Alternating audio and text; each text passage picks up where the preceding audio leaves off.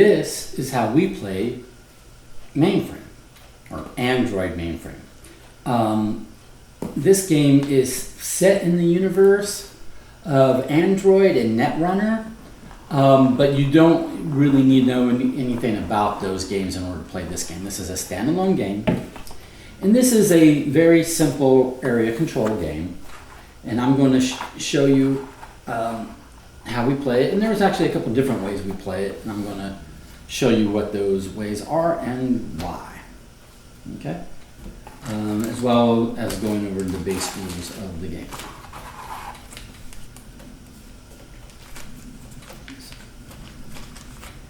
In addition to these components you see here, under here is the actual board, which needs to be assembled. It's this plastic snap together tray. So this is going to snap together and basically make a rectangular playing field.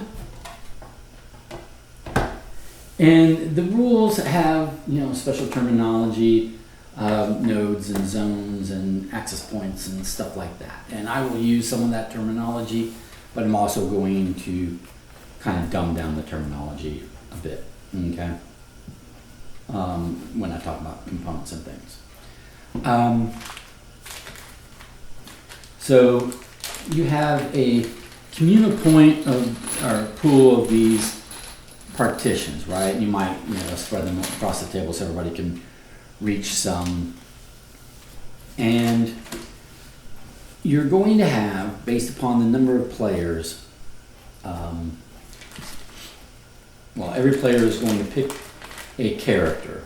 And there are character-specific cards, and I'm going to go through some of these, because this is very important to what I'm going to discuss about the way we play, okay? So one thing I want to emphasize is if you have players who just basically have a favorite color, this is not a good game for sticking to that. The reason being is that these are asymmetric and they are not balanced. They are not all equal. So if you've got the person who's always playing green and the person who always plays blue and the person who always plays purple, and they play this game multiple times, you'll very quickly discover that the purple player is probably always beating the green player because of balance issues. So we're going to discuss these asymmetric cards.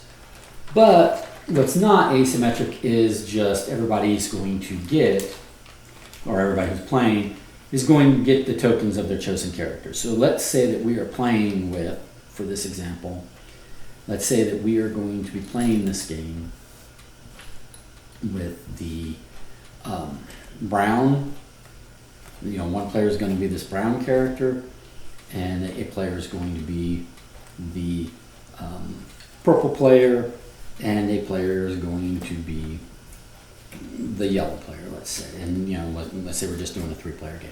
That's fine. So what you would do is you're going to find all of the purple access tokens. That's what these things are called. And I think there's about 8 of them. There's the same number for every player, so make sure that everybody's got the same. When you dole them out, have everybody count their access tokens, make sure they've all got the same number, because it's really important that they'll all be equal in that regard. So look at these, and I'm going to find, hey, where's all my brown? I'm going to get all the browns. You can make player kit bags. I haven't in the case of this because it doesn't really take that long to separate out these tokens and give the yellow player theirs, and then the ones that you aren't playing with are out of game. Get purples out of here, and yellow, another brown. Okay. So, and then you have this deck of programs. That's what these are called. These are programs. These will be unique programs. Okay. You will shuffle this deck, and you're going to make a basically a tableau, and they have a name for that tableau.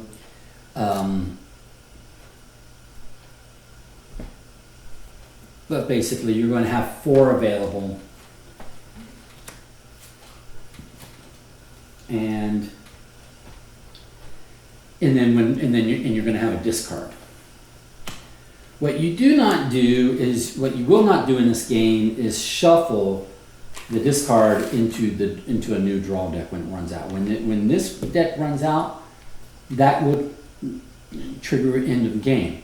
So unless someone has a card ability that affects the discard, like let's say the discard is right over here, when people get these cards and they play these cards, they're going to go to a discard. When this deck runs out, that will trigger the end of the game. There might be unique programs in the player-specific cards over here that say, oh, reshuffle so many cards from the discard back into the draw deck. And you would do that if you're playing the card. But unless that is the case, don't ever take this discard and shuffle it and add it to the draw deck, or the game will never end. Because the only way the game ends, really, is if this deck runs out. Okay? If this deck can no longer fill this. Okay, if you can't refill this from here, that's what will trigger the end of the game. Okay, so I'm going to set these other components aside for the moment and explain what's going on with this game. Okay, so this is an area control game, and each of these little square areas are worth a potential point.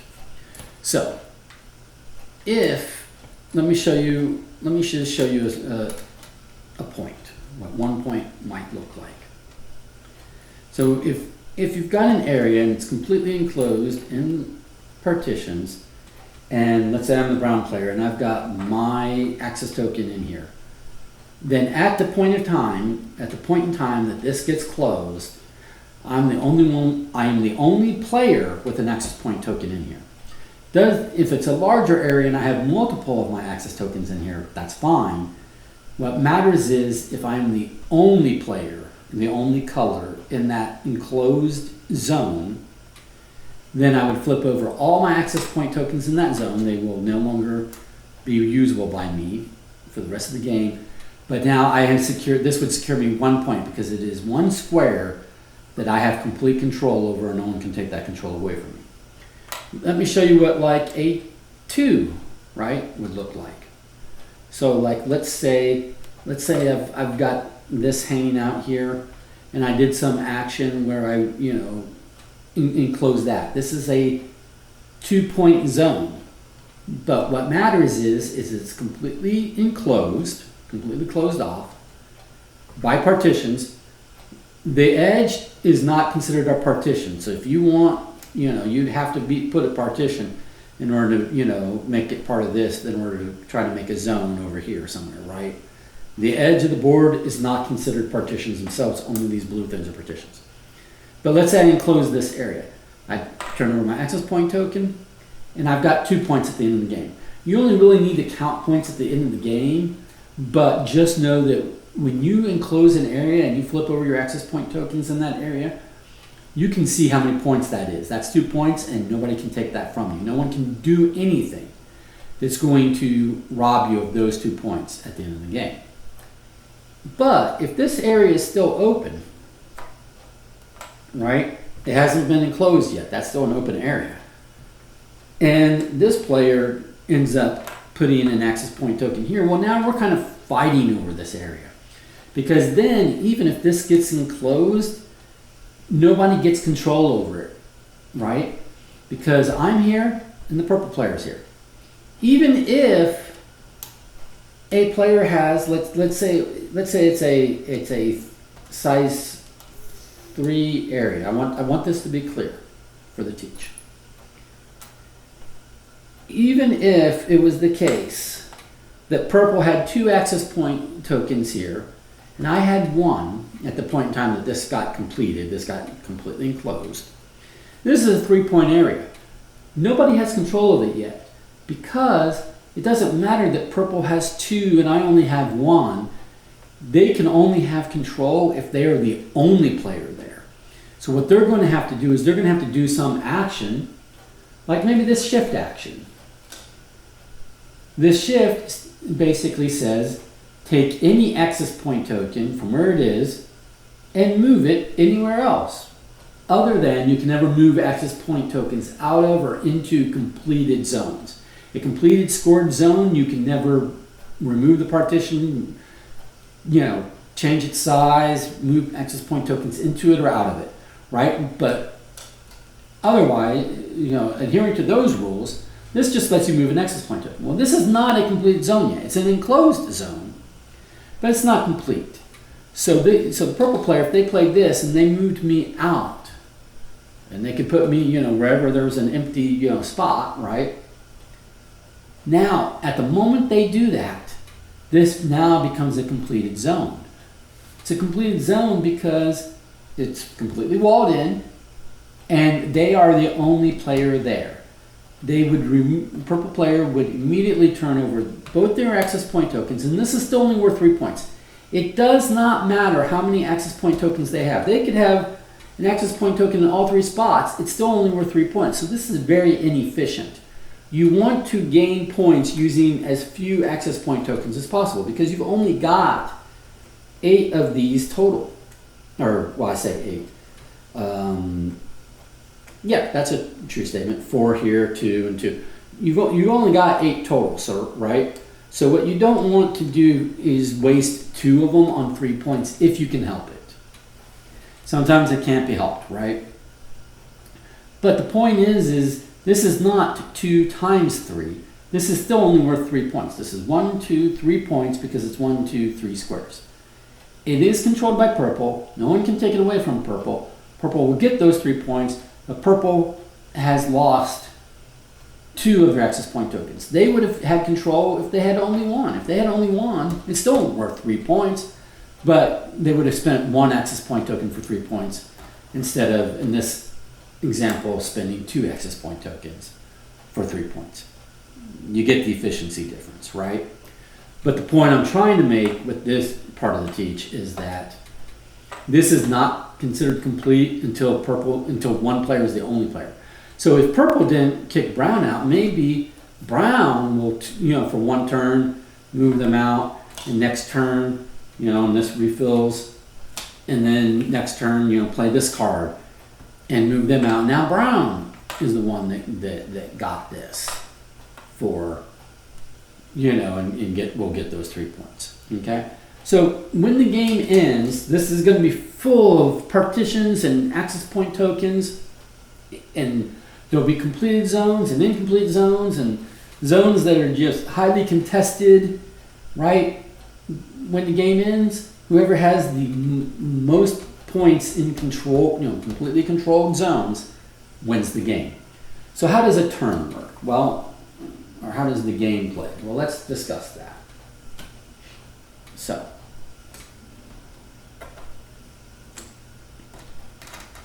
at the beginning of the game,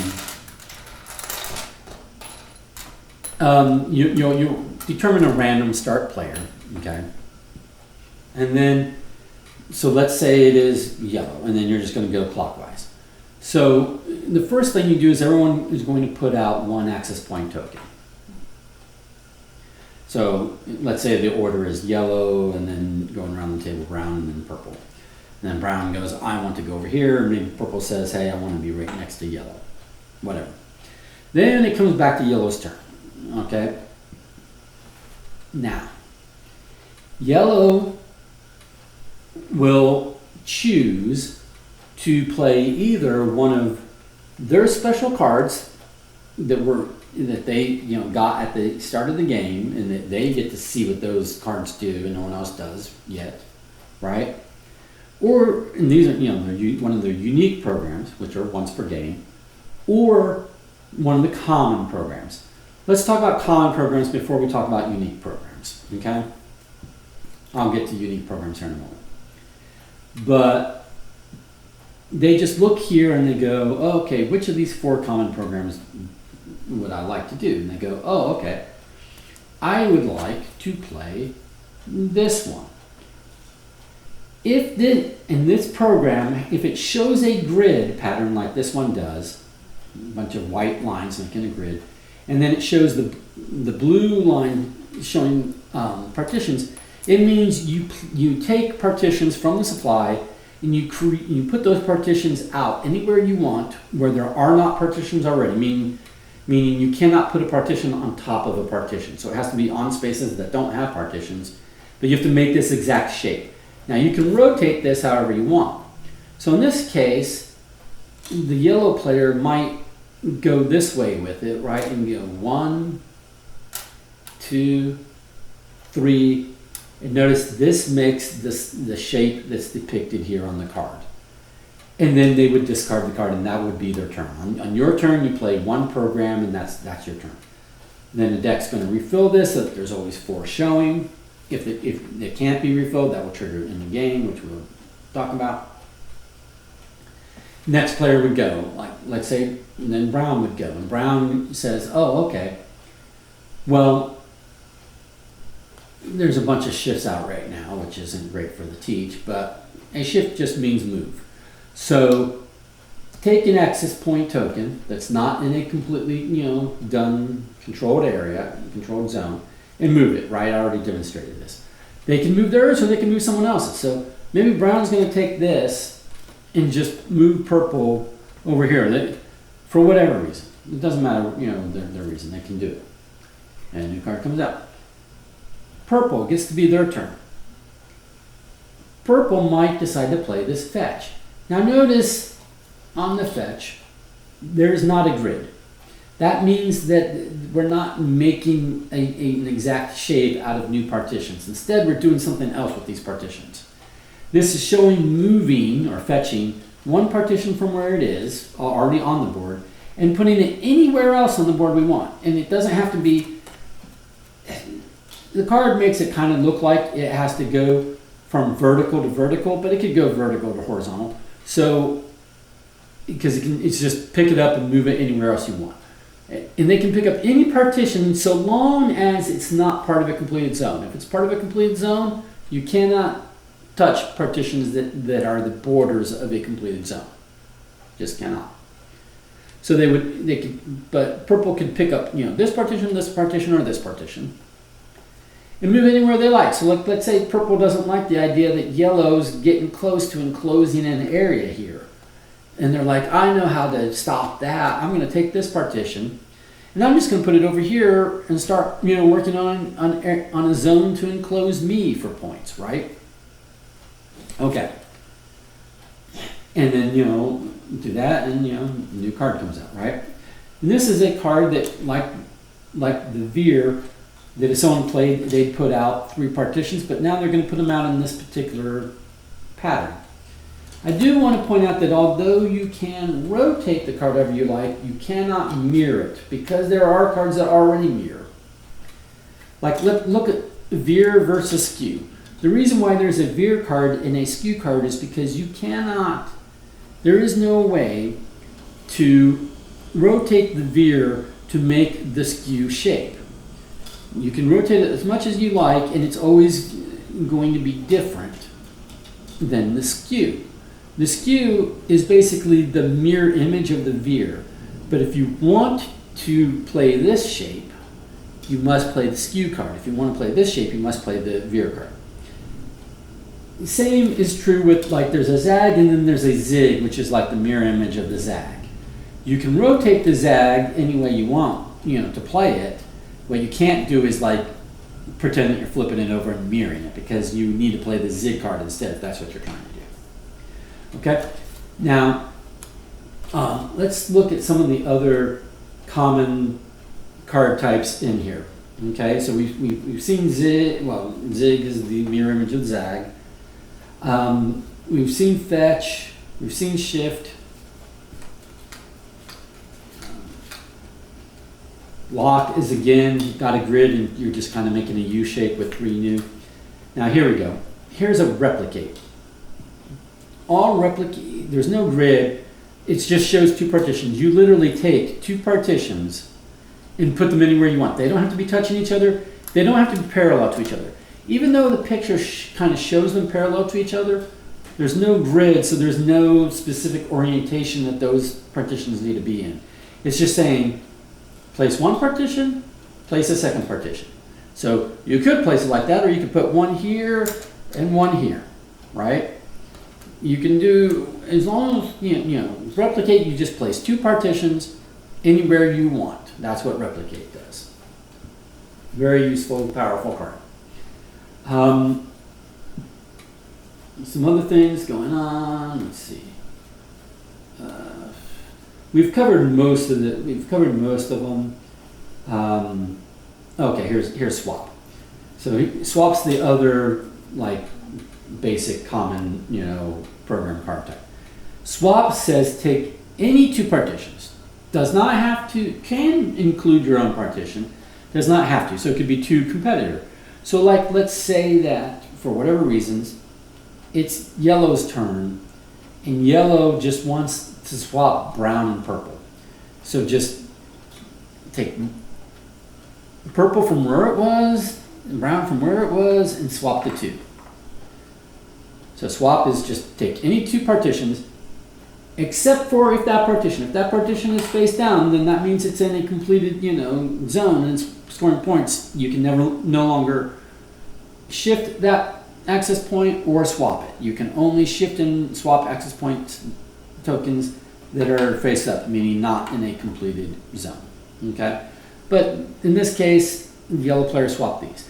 Maybe the yellow player wanted to swap these, you know, because seems like a stronger position than that does at the moment, something. Okay? That's how the swap works. That covers the basic gist of the common program cards. Okay?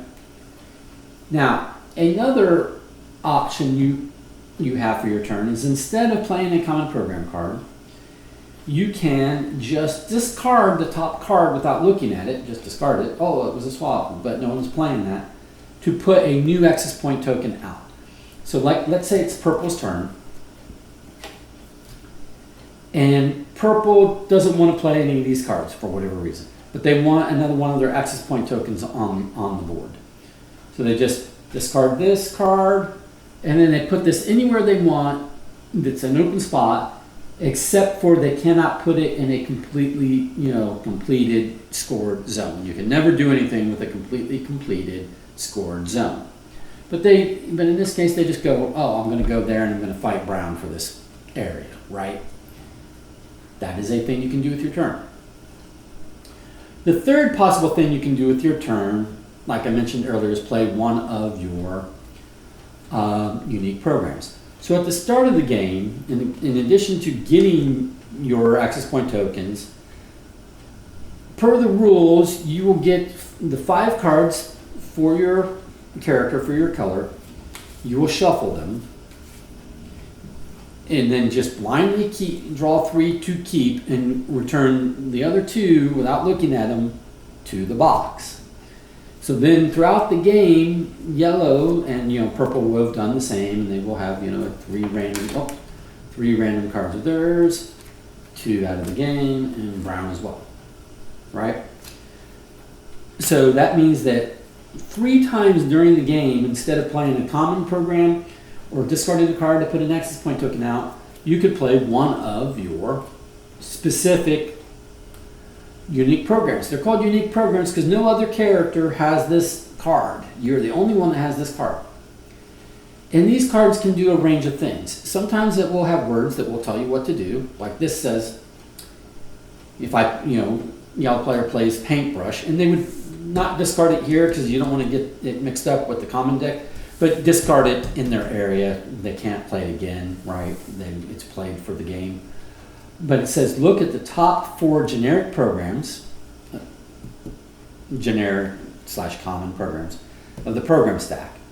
So look at these top 4, execute 1, shuffle the rest back into the stack. Oh, okay, so if you don't like any of these options, this says you can play paintbrush, draw 4 off of here, play one of those, shuffle the rest back in the deck. That could be useful, right? Okay, that's what this does. These also have text, and you would just do what the text says if and when you play them. You never have to play these. You could go the whole game without playing these. Some cards may not have text. They may just have icons. This one, for instance, is basically letting you do a swap and a fetch, right? It's letting you move an access point token and move a partition, all as one action. Whereas those are normally, a shift, it's normally a shift and a fetch are normally two, separate cards, right? These two here. This is just letting you do both of these actions in whatever order you like. You could do this, the top part before, or the bottom part before you do the top part. But the point is you get to do basically a shift and a fetch all as one action. So that can be pretty powerful, right? That's what that's doing. Okay.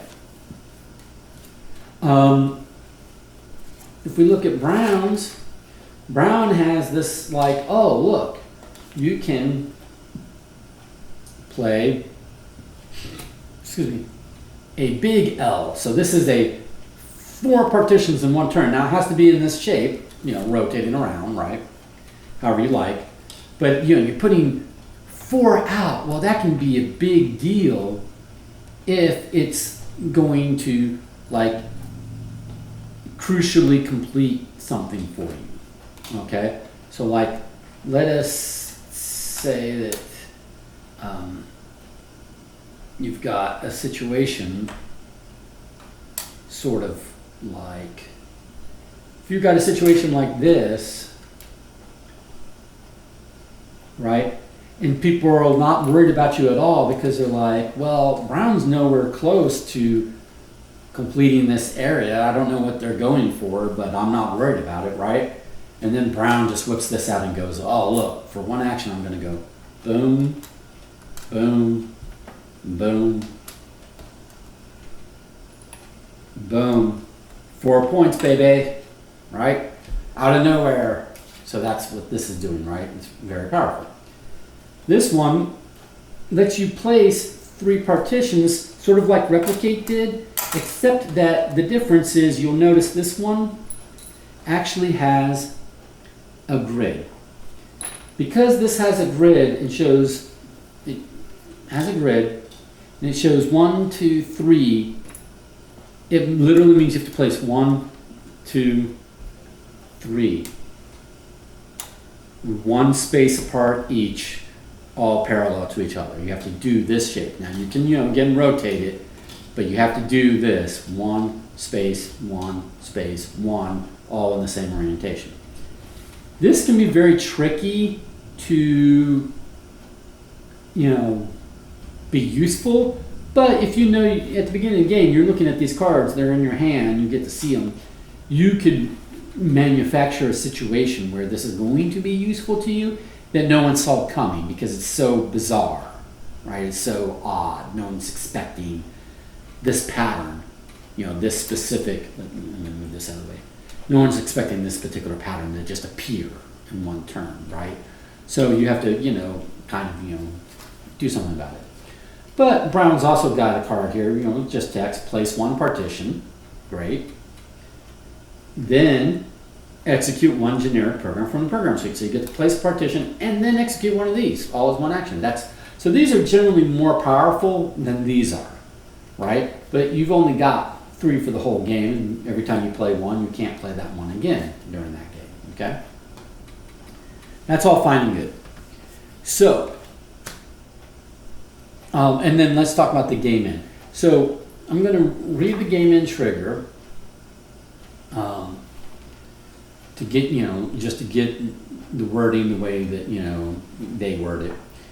There are 2 ways the game can end. When no programs can be legally executed, that means that like if the board is completely full and like literally none of these could be played, that's very hard to be the case. Or when the program stack runs out, program stack when it runs out, when the draw deck runs out, which is what I was discussing. In the rare case that all players have consecutively skipped their turns, the game ends immediately and players proceed to end game score. So you can skip your turn, but if all players skip their turn, then the game can also end. After a player reveals the last generic program in the program stack, each other player, so in other words, a player has done something, they've played a card, and then they take the last card, let's say this is down to one card here. It's down to one card. They take that last card and they put it here. So now there's 4 and there's no more draw deck and everything else is in the discard, right? That would trigger the end of the game. In that case, every other player gets one more turn. So it's not finished the round, right? It's not finished with the last player, or anything like that. It's that whoever triggered the end by putting the last card here, that was their last turn. Each other player gets one more turn.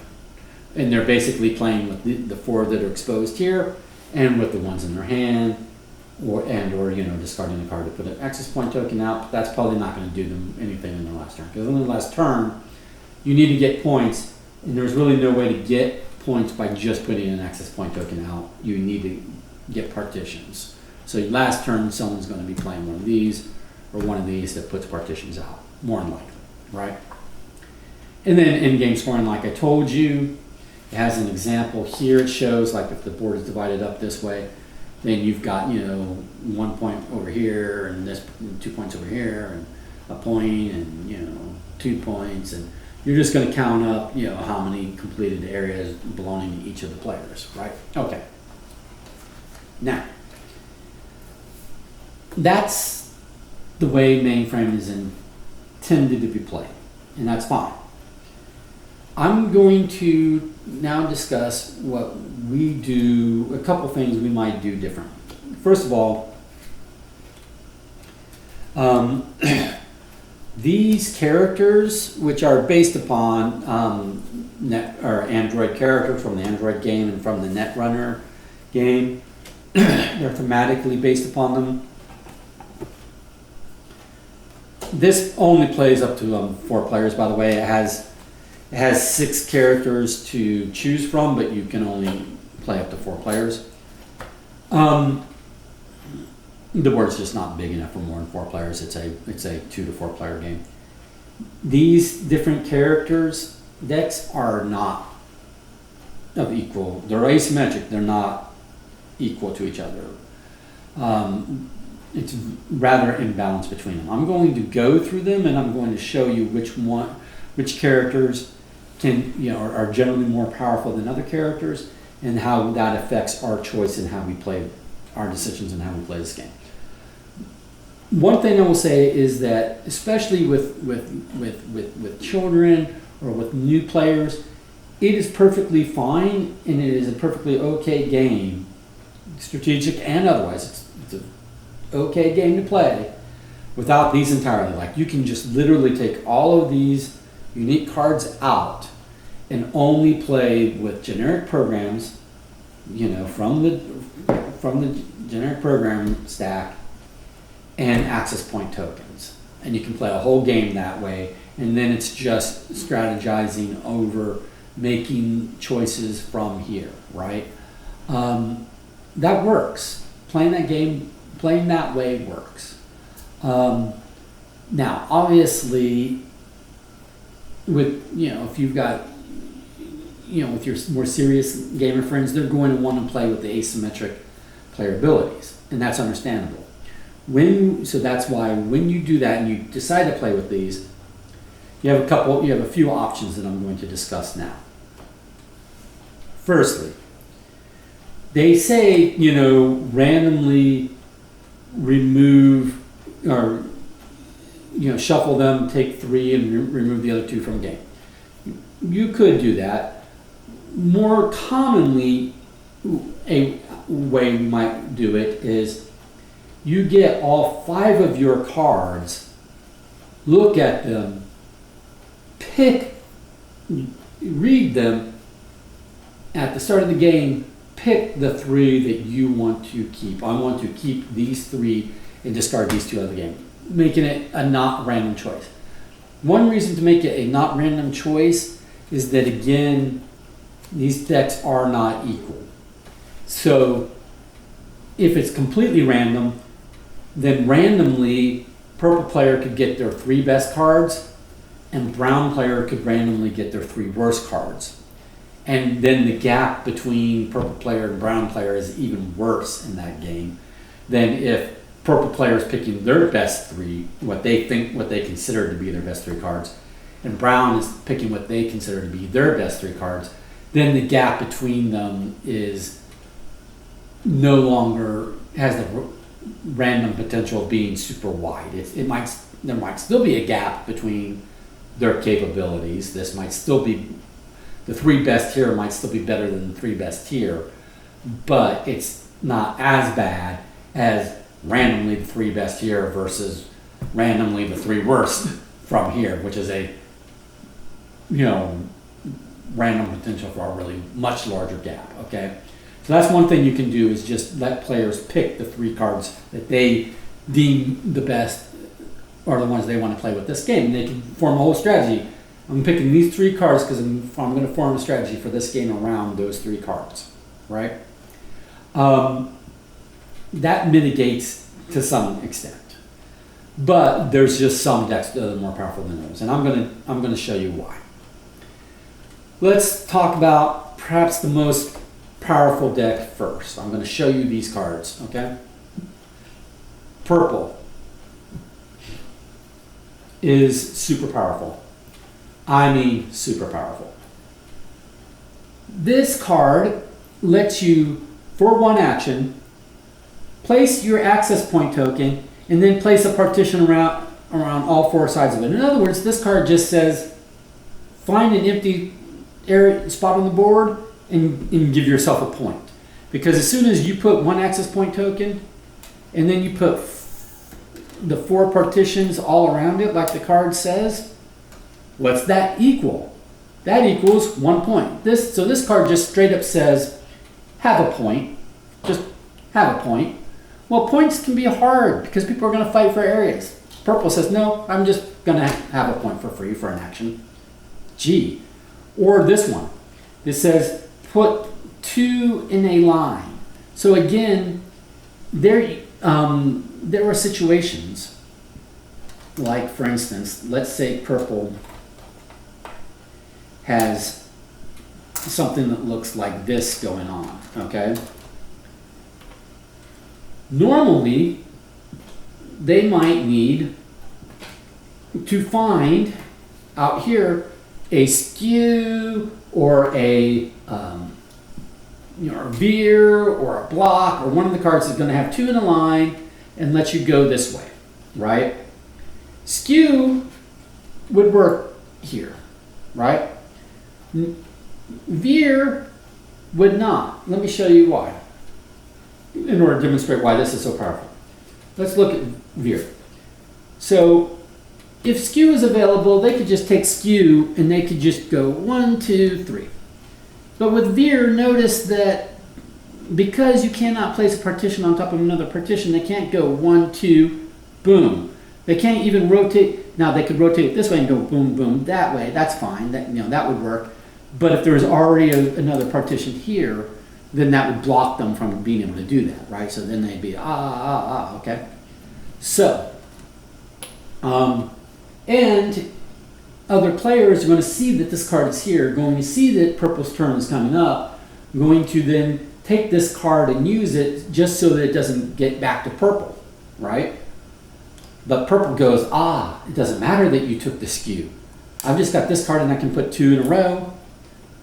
Boom, boom. Right? That's pretty powerful. Okay? Purple's also got this card. Move 2 partitions. It's a fetch twice. Well, again, if they had a situation like this, they just go, move partition. Move partition. And they score. Boom. Right? That's a pretty powerful card. Then we've got this card. Do a swap and a fetch. So, let's say there's a situation like this, and at the start of purple's turn, brown is like, on my next turn, I think I have a way that I can complete this and get 2 points. Purple goes, no, I'm going to, this is not a swap. It's a shift and a fetch. But still, let's say there's an area like this and nobody's there, and so nobody's worried about it.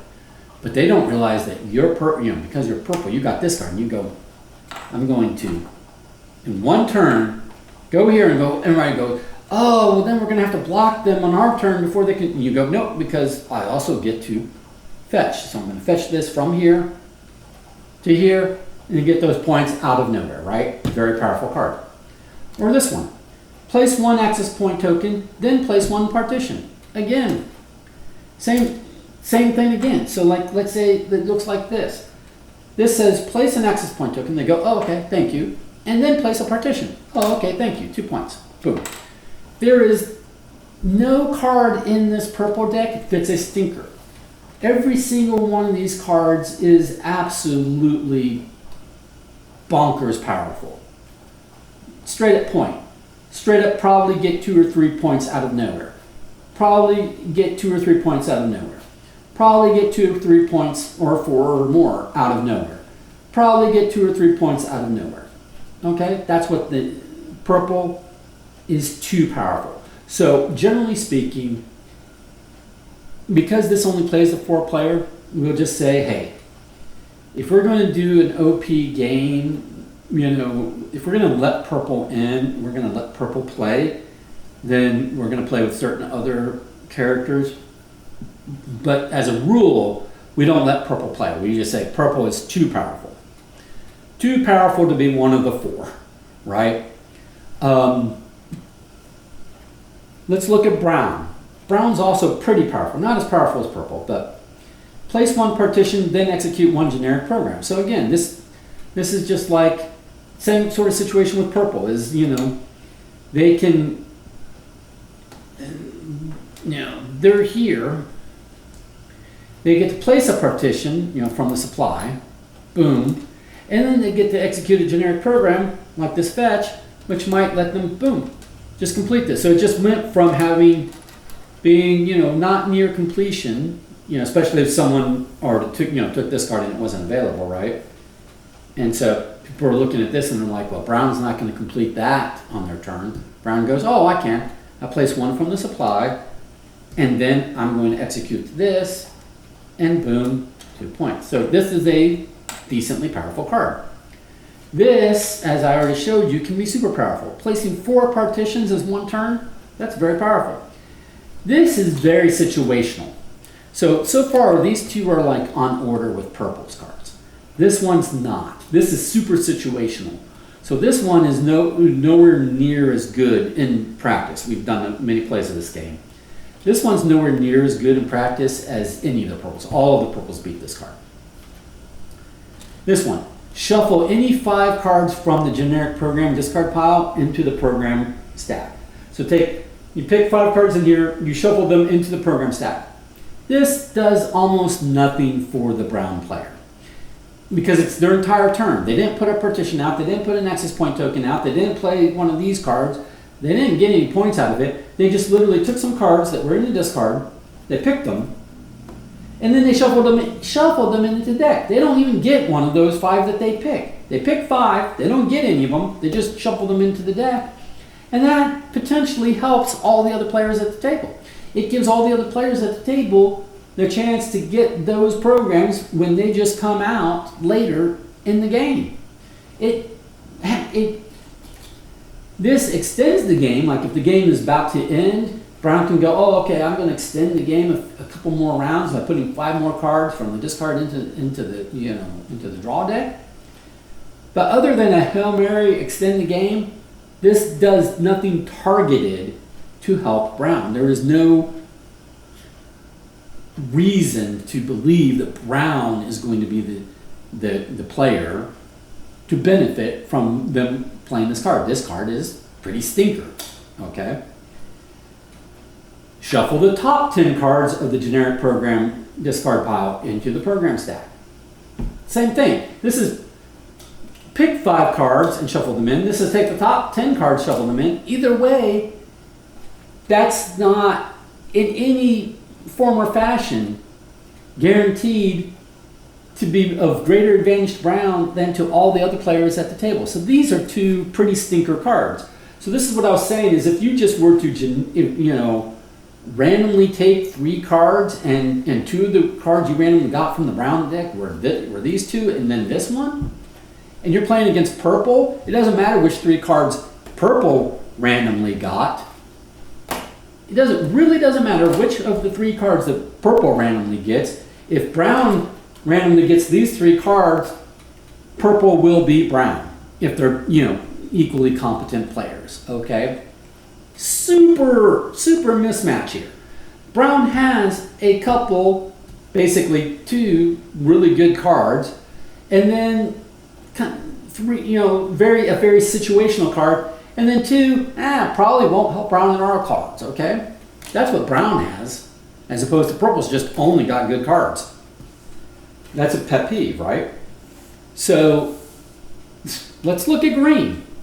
We're going to do the full tableau here. I know that this video is going to run a little long, but for you to understand, I want you to have a full understanding of playing, for playing this game, what's going on here, so you can pick the colors intelligently and say, hey, we're going to play this as a 3-player game or a 4-player game or 2-player game, but we're going to play with these specific characters,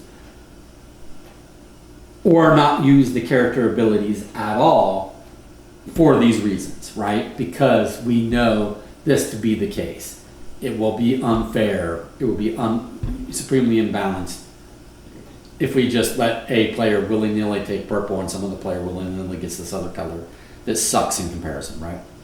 And brown doesn't suck. Brown's kind of probably one of the second strongest character next to purple, but still nowhere near purple. Let's look at green. Place 1 access point token belonging to an opponent, and then place 1 access point token of your own. Oh, you get to help yourself and you get to help another player. Awesome.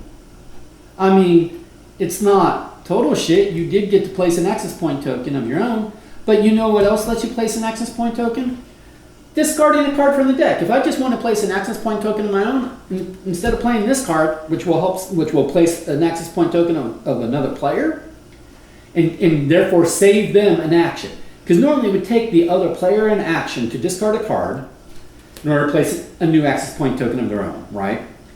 But I'm going to save them that action because I'm going to play this card and I'm going to place one of theirs, you're welcome, and then one of mine. Instead of, what would I really do if I just want one of mine? I'm just going to take top of the drawing deck, go here and place one of my access point tokens and not help another player. So this kind of sucks for that reason. This helps you.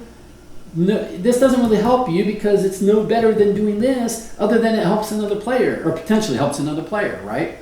Now, a reason why you might want to do this is to place an access point token of another player into an area that already has an access point token of a third player, so that you then basically use Joe to block Cindy. Like if you see that Cindy's about ready maybe to complete an area and she's the only one there, you might add one of Joe's tokens to that area so that they can fight over that area.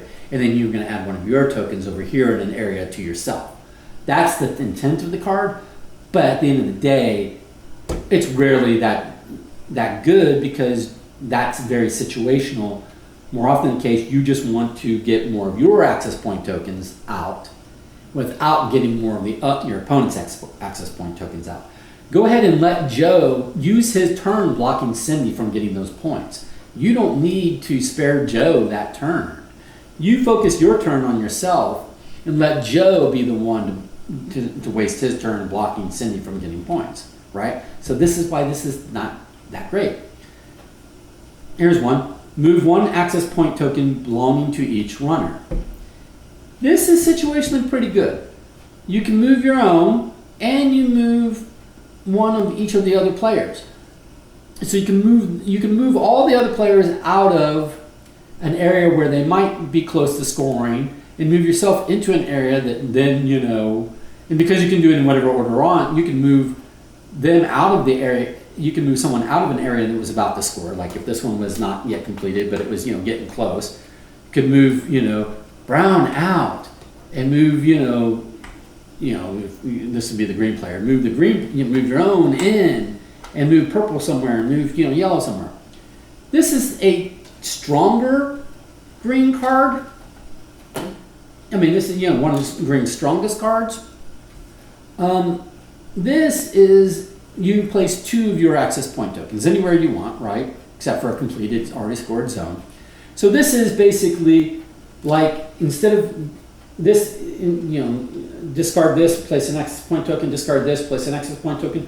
So that would take you 2 turns. For 1 turn, you get 2 out. This is a decent card, okay? It's decent. Much better than this card, in my opinion. This one, place 1 access point token, then discard 1 generic program from the program suite. So you get to place an access point token, great, you know, and you get to discard 1 of these. So instead of discarding from here and placing an access point token, you're essentially discarding from here and placing an access point token. The only reason why this is better than discarding from the deck and placing an access point token is that if you see a card that you can't use, that like isn't going to help you right now, but would help another player. So this is like, oh, I'm going to, you know, keep this card out of the hands of the other player and put 1 of my access point tokens out. So not terrible, but certainly not nearly as powerful as any of the purple cards, right? That's kind of the point I'm making. Swap 2 access point tokens, that's fine, you know, that's a swap, that's like this card. Then swap 2 access point tokens. So it's basically swap and swap again, or it's do 2 swaps. It's double the swap action, sure, but because it doesn't let you do anything with partitions, there isn't a way to score on this card alone. You're just setting you're moving, you'd be swapping more than likely yourself and another player who was in a advantageous area, and you'd be like, oh, okay, now I'm in the advantageous area that is about to be, you know, enclosed and completed and scored, and I move them out, right? We swapped them, right? That's the point of the swap, right? And then I can do that in a second area. But again, it's rather situational whether you need to do this twice in 1 turn, right? Once in a turn, probably sufficient. This card might not be in the tableau. This card might not even be available, right? In which case, if you really need to do some swapping, then do this one, right? But this is far more situational than any of the purple cards are. Purples are, every single turn, a purple card is worth points. Every single turn. First turn in the game, purple card is worth points. Situational, right? So green is kind of middle of the road, right? It doesn't really have some standout, like brown has a couple standout cards. Green's just kind of middle of the road. Not the suckiest, but very middle of the road, okay?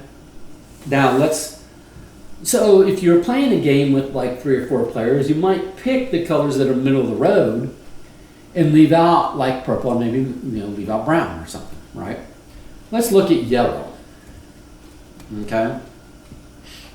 So purple is excellent. Brown has some, you know, really nice cards, and then has a couple of duds and has a situational card, okay? So brown's kind of, you know, ish. I mean, it can be good, it can be bad. Green's just kind of middle of the road. Yellow. Discard up to 2 generic programs from the program suite, then execute 1 generic program from the program suite. All this, so yellow, this is what this is allowing you to do, is get rid of 2 that you don't want to play, but you don't want other people to play it either. Get rid of those 2, and then play 1 that you do want to play, and then you're going to fill in all 3 empty spots from the deck, okay? So this is a very defensive thing to do. You're only going to play this rather than just play a generic program from the program suite because you want to block other players and do a thing for yourself, you know, and that's going to let you do that. So again, this is basically middle of the road, kind of like green is, as far as, you know, situationally useful. This one, execute this program at the beginning of another program's turn, another runner's turn, another player's turn. Choose a generic program from the program suite for that runner to execute. So this is basically, you can hijack that player and go, no, for this turn you're going to do that. Situationally useful. You can prevent them from playing the card that would help them, that you don't want them to play, and force them to play a card that they're not necessarily wanting to play. But what it doesn't do is it doesn't let you control how they play it. So you can make them fetch or you can make them shift, but you can't control what they shift or what they fetch, right? So it's very right? I mean, what you might also do with this is if you think that they're on their turn going to choose to place an access point, discard to place an access point, new access point token out, or choose to play one of their unique programs, you could play this at the start of their turn and go, no, you don't get to do either of those options. You're going to have to play this card for your turn instead. And they go, well, I don't have anything to do with that. Anything useful to do with this card? And you go, yeah, I know. But that's what you have to do. It's it's situationally defensive, right? But you have to pick the situation. Paintbrush. Look at the top 4. Now this is a decent one. Look at the top 4 generic programs of the program stack. Execute one, shuffle the rest back in the stack. If all of these are shitty options, then this can be a good turn. Because it could be like, oh, I'm going to draw 4 here, and I have 4 private ones to choose from. No one else sees what I'm choosing from. They see the one I play. I'm like, oh, I play this, and then I'm going to shuffle these back. They don't see the ones that I didn't play, right? So they don't get a glimpse into what my upcoming, goals, strategy-wise, are just what I'm doing this turn. I wanted this turn to do a skew from the options I saw here, and that was better than any of that. This can be useful. This can be useful. This will come up during the game where none of these options appeal to you, right? This can be useful.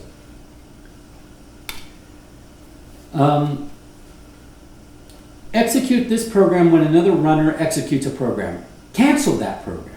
That runner places an access point token instead. Again, this is a very defensive play.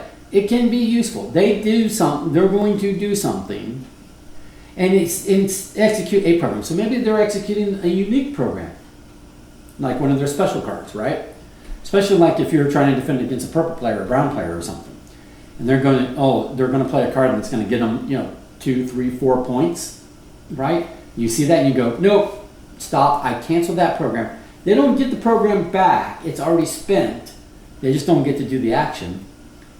And then their consolation prize is they just get to place a new access point token out instead, which is not what they were wanting to do with their turn, obviously, because that's not what they were choosing to do with their turn. This is a very useful defensive card, okay, as opposed to maybe this one. This one, execute the top program in any discard pile. By any discard pile, it means the discard pile of the generic programs or the discard pile of your own or other players' unique programs. So if you see that someone has at the top of their personal discard pile, a unique program that was really powerful for them, or regardless of how powerful it was for them, you see that it can be very powerful for you. You go, oh, I'm going to copy that. But it is only the top discard. So you have to really, really be paying attention to what everybody's discarded unique programs are. You'd probably not use this on this because these cards, there's multiple copies of all of these cards in this deck. So unless you were just really hurting to do a swap right this moment, you'd probably just wait until the next swap came out, okay? But as far as playing a unique program, and you could copy the last discarded unique program of your own discard pile, right? So if you had this paintbrush, and this paintbrush had previously, been really good for you, then, you come around a couple turns later, you come around again, you go, I want to do paintbrush again. Then you can do pipeline, which would let you execute the top program in a discard pile. This one right here, and then you would discard this. So those can be useful. So yellow has some decent cards, okay? And, a couple rather situational ones. But, we're going to say that, I'm going to say that on the whole, yellow is probably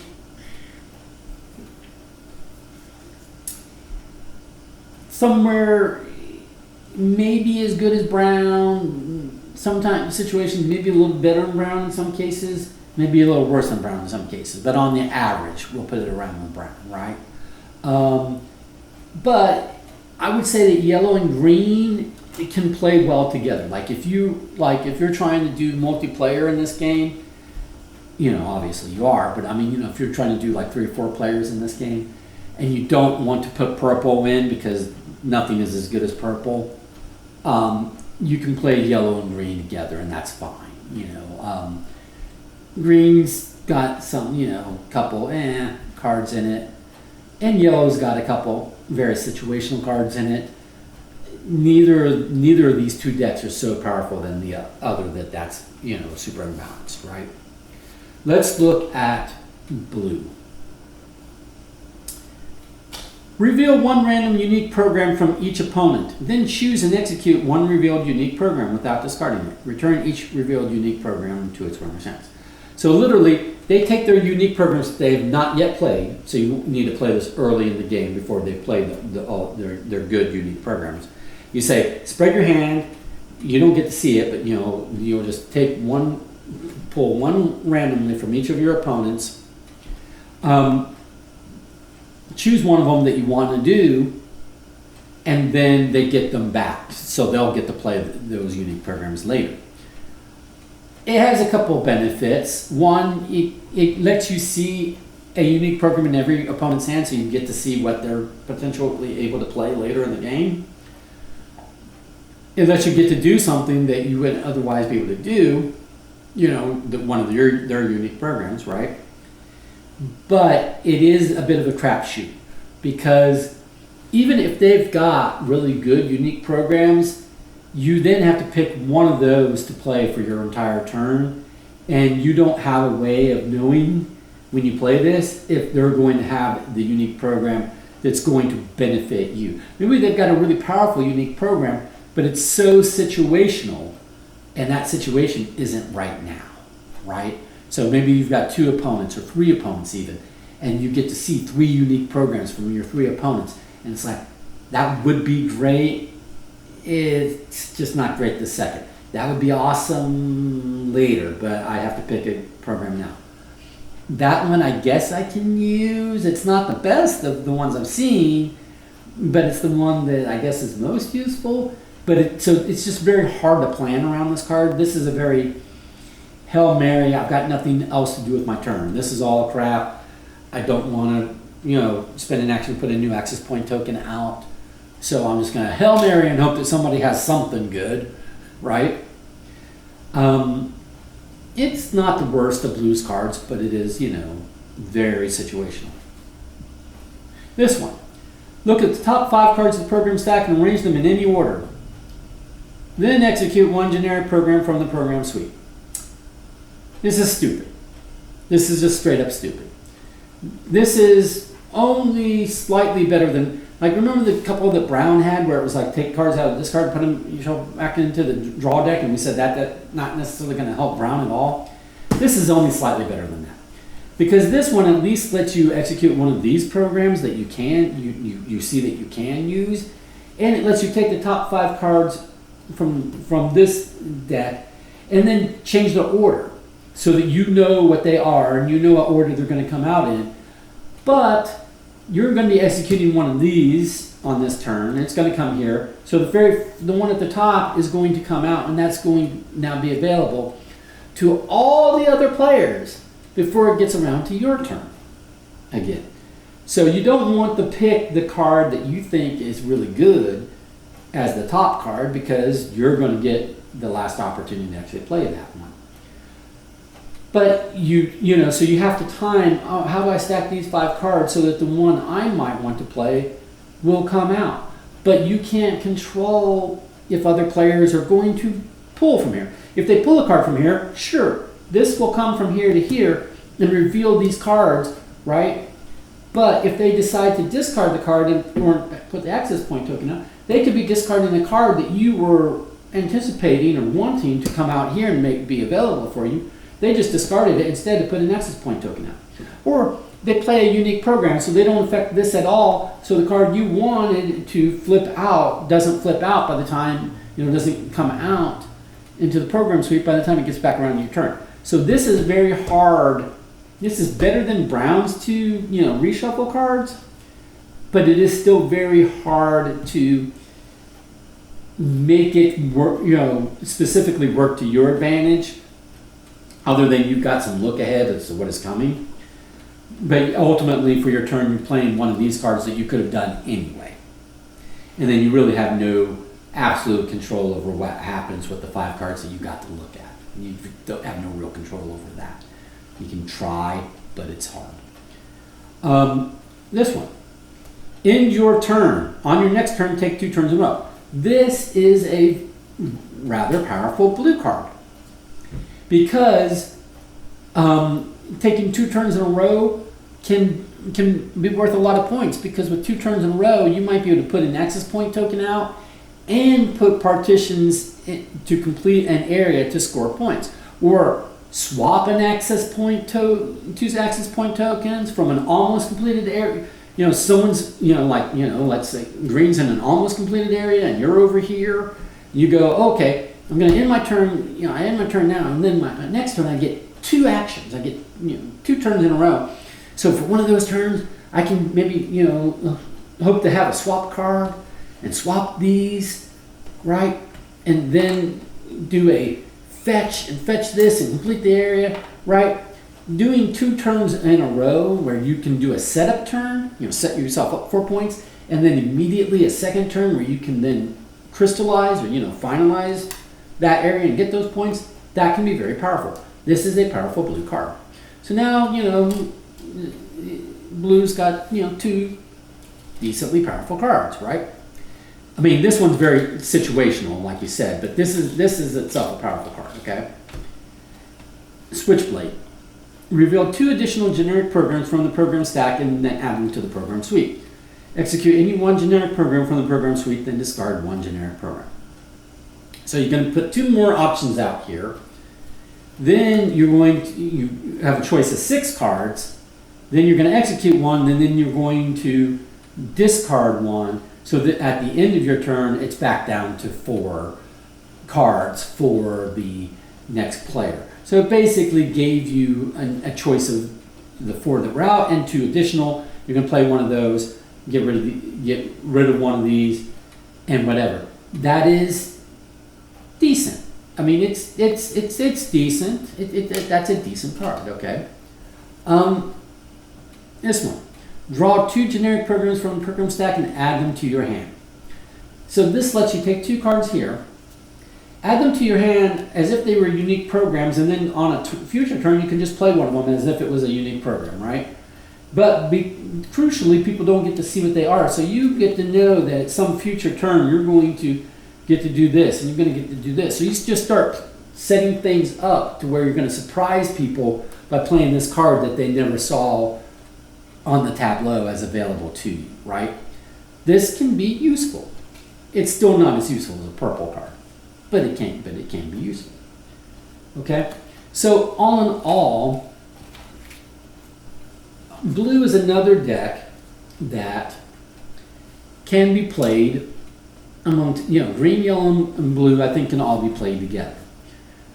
Blue can be more powerful than brown. It can be less powerful than brown. Again, a lot of these decks, these 3 decks can be more or less powerful than brown. Brown's got a couple cards that are better than all of these, has a couple cards that are worse than all of these, okay? Brown's a very mixed bag. Let's look at red. Remove 2 partitions. That's a rather defensive play. Execute this program immediately after another runner executes a program. Duplicate that program, execute it, and then skip your next turn. This is kind of like that one where you got to see, like blue had, where you got to see and you pick one to play. But this is they play and then you go, oh, I want to jump on and do that same thing again. And then you have to skip your next turn. This is super situational. Can be good, but it's super situational.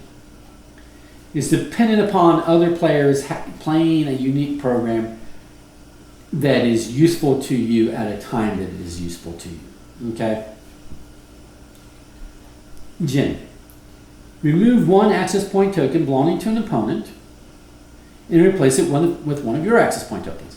This is a slightly more powerful version than a swap. Swap, remember, takes 2 on the board, like this one and this one, it swaps their positions. This one just says remove purple and add your red in its place. Okay, so then purple goes back to them, and now they're going to have to spend another action to get this back out on the board somehow. Okay, it's not bad. It's not a bad card. Not as good as purple card. It's not a bad card, right? Remove 1 partition, then execute 1 generic program from the program suite. This can be useful. The reason why this can be useful is because partitions cannot be placed on top of other partitions. And this can really suck sometimes. Because if you have a situation like this, and you really need that, and let's say there aren't any of these fetches, right? You might have, well, that's a bad, okay. Point is you might have a situation where the card you need to play can't be played because this is so crowded that it's going to conflict. Okay. So I think I can set this example up with like a block. Okay. So you can have a problem where like you want to enclose this and score these 2 points, right? Well, and let's say you got a situation like that. So you can't play this way because this is in your way. You can't play it this way because this is in your way. So what this card is letting you do is say, oh, okay, well, you can remove one of these, and you can remove one of these, and then you can play the card. Okay, it's not the worst card in the world. This is a situation. That's a situation that does come up. It will come up during the game. You are like, if I could use this card only if that one partition weren't in my way. And it says this, you can remove the partition, then play the card. So this can be useful, okay? Still not as powerful as a purple card. That's the case with all of these. Remove 1 access point token belonging to each runner. This is a purely defensive thing, You're about to score, complete an area and score. You look like you're about to complete that area and score, and so forth and so on. But it does include yourself. So you do have to sacrifice one of your own access point tokens at the same time. And for that reason, it's a strong defensive move, but at the same time, you might not have an extra access point token you can remove, so you might not be able to play it. Because you cannot play this if you do not have an available access point token of your own to remove. And remember, if this is a completed area and this is scored, you cannot remove this. So if that's the only one you have on the board, right? And you're like, oh, I want to remove this, and I want to remove this, and I want to remove that, but you don't have an extra red out here that you can and also want to remove of your own, then you wouldn't be able to play this card. But at the end of the day, the red deck, the yellow deck, the blue deck, these are the 4 decks. Okay, so I'm going to put them out here. Red, blue, yellow, and green. If you're going to do a 4-player game, these are the 4 decks that can be played together. I don't recommend ever letting someone be purple. Purple is fun, purple is powerful, purple is just too powerful. There's just no combination of decks that I would say it's okay to play purple, for someone to play purple. Now, you can let someone play brown in some of these other colors, but in that case, again, you're going to have to be like, if you're going to let brown play, you're going to have to do that thing where brown gets to pick their 3 cards, because they've only got 2, possibly 3 cards that are good, and then 2 that are actually garbage, okay? So if you don't let them get the 2 cards that are really good of theirs, then you're going to overpower brown. But if you let brown pick 3 cards and you let, each of these, you let them pick 3 cards. Then you can play any of these 4, you can play 3-player or 4-player out of these 5 options, like not including purple, as long as you let each player pick the 3 cards that they want to play with for the game, rather than just get them randomly. If you're going to go with the whole random, then keep brown out of the mix. There's just too much opportunity for brown to get trash randomly. So, but you could do like random with this, and it's not necessary. There might be an imbalance on the random. We still recommend that you just literally let players, pick one of these 5 colors, not purple, and then pick the 3 cards that they're going to play for the game. And some of them have very situationally good, but they're situations that do tend to come up during the game. Other cards are just flat out always good. Okay, some cards are more offensive or tacky, or whatever. But these decks can be played together. They just can't. Nobody can play. No one can compete with purple. No one can compete with purple. Purple is too OP. Okay. Well, I think that's all I have to say. That is how we play Mainframe. Thank you very much.